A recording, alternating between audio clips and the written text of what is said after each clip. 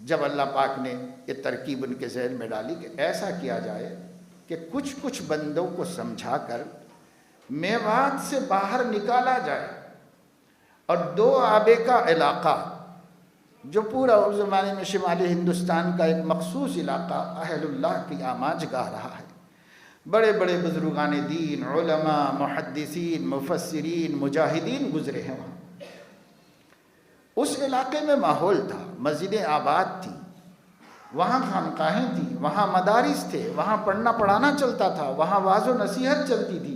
ان علاقوں میں یہ دین سرگرم تھا۔ تو یہاں سے لوگوں کو جمع کرنا اور اس علاقے میں بھیجنا، اور اس علاقے میں ان کو مسجدوں میں ٹھہرا کر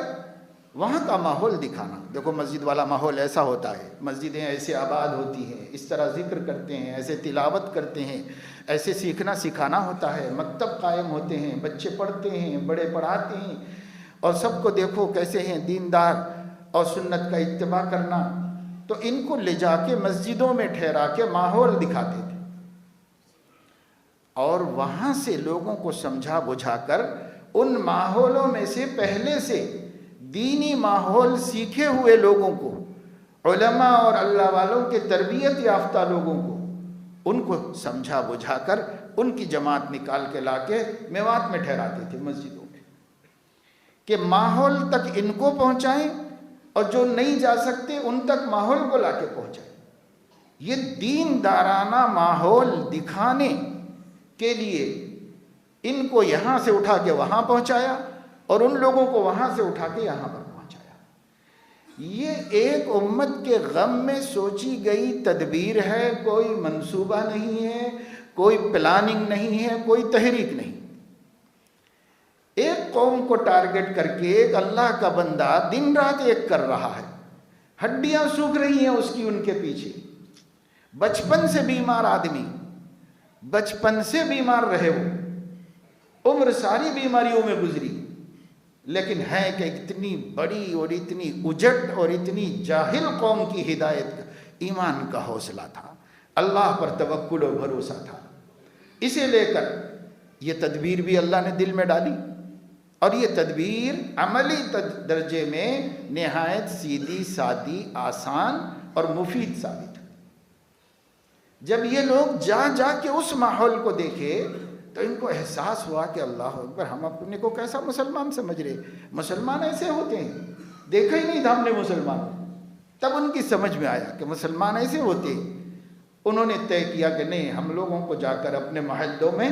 اسلام کی محنت کرنی چاہیے، دین کی محنت کرنی چاہیے، اسلام کو زندہ کرنا چاہیے۔ ایسا ماحول ہمارے ہاں بھی ہونا۔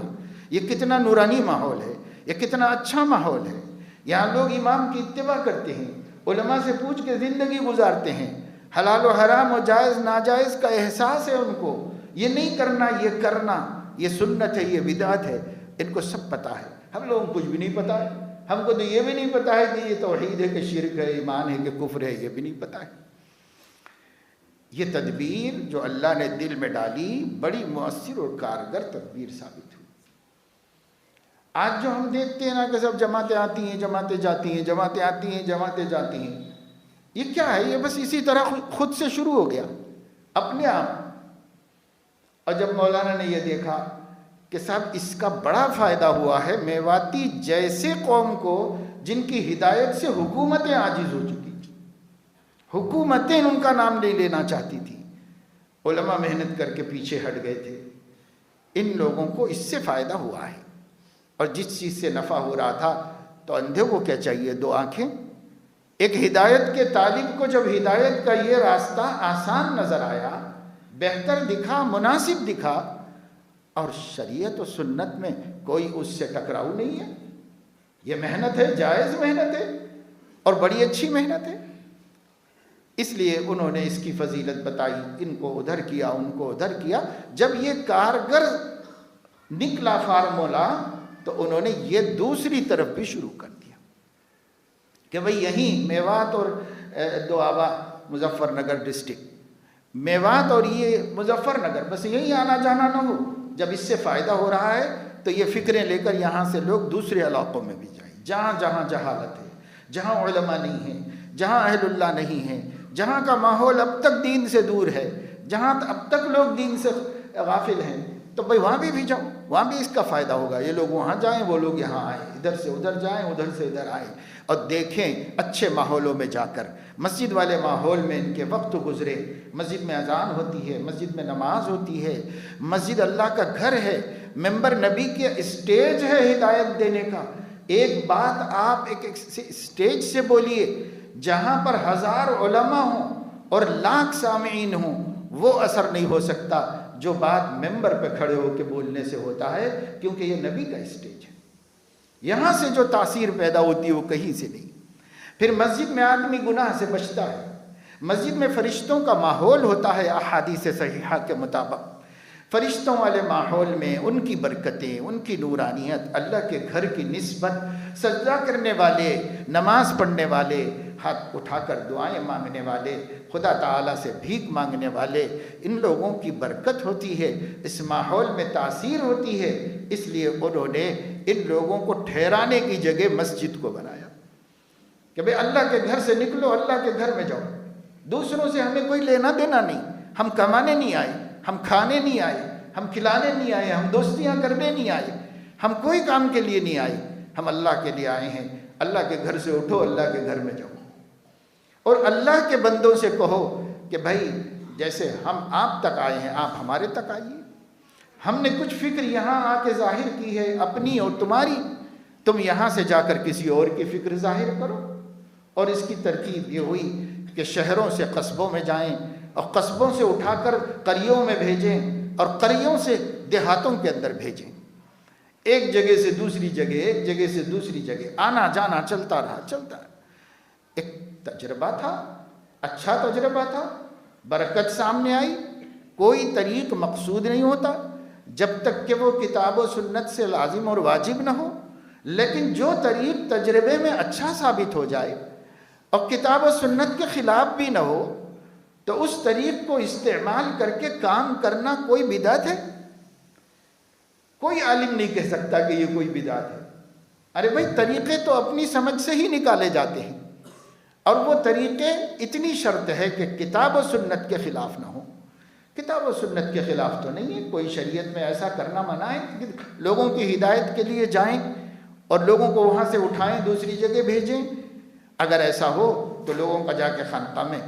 تربیت پانا بھی بدعت ہے، لوگوں کا جا کے مدرسے میں تعلیم حاصل کرنا بھی بدعت ہے، اس لیے کہ یہ سب طریقے نبی کے زمانے میں تو تھے نہیں۔ تو کوئی نہیں کہتا جس کو علم ہو، جاہل کچھ بھی بولے، جاہل کے بولنے کا اعتبار کیا ہے؟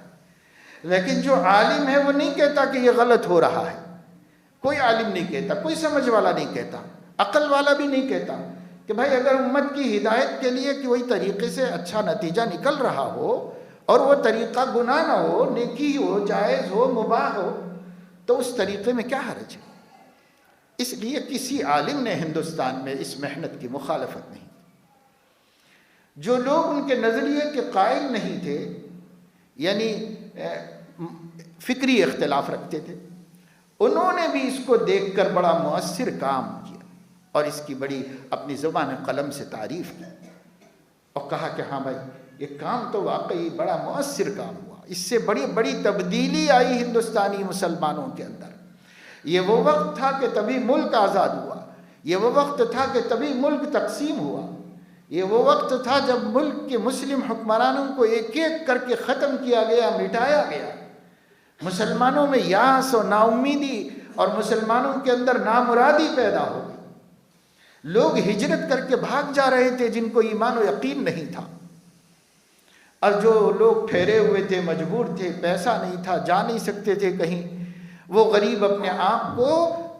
دل بدل کے لیے اور مذہب چھوڑ دینے کے لیے بھی تیار تھے۔ ارتداد ہو رہا تھا جاہلوں میں، کمزور لوگوں میں، راجستھان کی سرحدوں میں، پنجاب پورا کا پورا، اور پہاڑی علاقے نینی تال کے،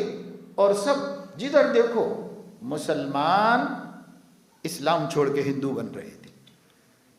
اس ڈر کے مارے کہ اگر اب بھی ہم مسلمان رہے تو ہمیں مارا جائے گا، کاٹا جائے گا۔ اور مظالم بھی ہوئے، آنکھوں سے لوگ دیکھ رہے تھے، اور وہ ہمت ہارنے والے ہمت ہار رہے تھے۔ ایسے وقت میں ایک تحریک ایک کمزور، بیمار، ضعیف، بوڑھے بندے کے ذریعے اللہ نے شروع کرا کر کے پورے ہندوستان کے مشرق و مغرب میں آج جن کو اس سے الرجی ہے، ان کے باپ داداؤں کے بھی یہاں پر مضبوطی سے قائم رہنے کا سبب اللہ نے اس تحریک کو بنایا۔